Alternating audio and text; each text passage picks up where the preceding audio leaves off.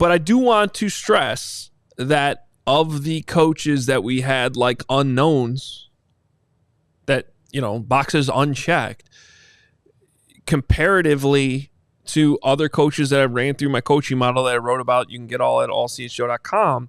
You did a fantastic job. You and Patrick Norton Thank did you. a fantastic Well, Pat did all the work in terms of updating stuff. did nothing. That was You all two him. But did it. but I just want to point out, like, we're talking about a coach that running through the model was up there with Sean McVay. So while there are unknowns, so does he win? Well, he's done nothing but win with the Lions. Right. Offensive efficiency, number 1 over 3 years, calling the plays. I mean, these are just not things you get normally with these sort of unknown first-time head coaches. He's checking these boxes.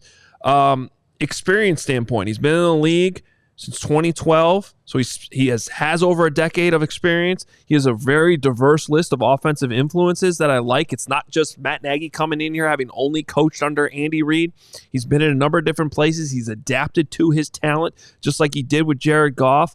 And then when it came to the bonus factors, it's a home run in that area. The fact he's coming from the NFC North, not only does he weaken the number 1 team in your division right now significantly, he knows all the defensive personnel. He knows how to beat the Packers. He's beat all these wins I was talking about. Yep. Do you win? The wins have come against your division rivals that you haven't been able to beat here in Chicago. Now, the one thing he doesn't have, which is sort of just an extra bonus, is being from that McVay-Shanahan tree, but that's not a prerequisite. That's just a bonus. And while there were maybe some questions about how he would mesh with the Bears front office, as I reported all along, and certainly seems to be the case, otherwise you don't take this job, he meshes with Ryan Poles. The biggest 2 things I think he needs to answer, one, we're going to find out real fast here in the next week, and we're going to be able to run his assistants that he hires through the model to see how it grades out compared to past coaches that have made mistakes in this area. Who are his coordinators? Yep. And again, we're looking for coaches he's coached with before, coaches who have been coordinators before, or are they retained? It wouldn't shock me if he checks those boxes with all 3 of the coordinators, because you might see Richard Hightower retained as the special teams coordinator, and I think that would be a win.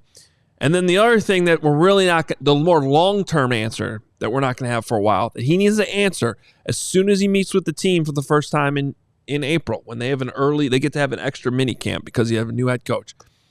How he connects to those players immediately, how he commands the room, and how he, quite frankly, cleans up a lot of the bullshit that's been going on at House Hall. And that's, to me, the biggest question that we have to wait on. We probably won't know the full extent of that answer until the Bears lose some games next season. Correct. When adversity strikes, who is Ben Johnson as a head coach? That's the one we're going to have to learn over time. Right. But everything else I'm incredibly excited about, including what I'm hearing early on with his coaching staff. I at least like the names that are coming up early. We all silly like the mayor.